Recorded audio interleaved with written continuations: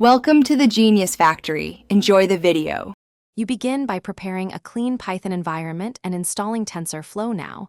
This avoids package conflicts later. Create and activate a virtualenv or conda-env, then run pip install Tensorflow or Tensorflow CPU depending on your hardware. Once done, verify the installation with a short Python command to print TF. Version.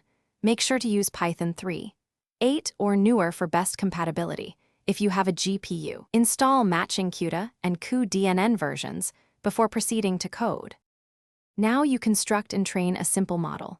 First, load and preprocess data using TF, data, dataset to batch and shuffle efficiently because input pipelines affect training speed. Next, define a model with TF, Keras, sequential for quick prototypes or the functional API for flexible architectures.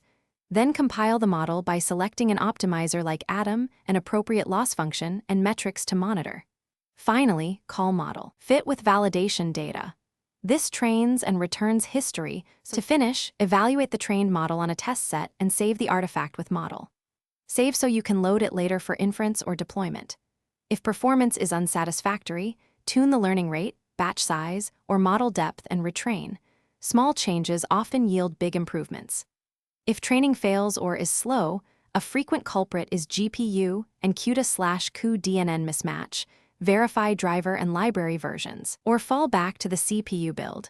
Keep logs and experiment names to track what worked.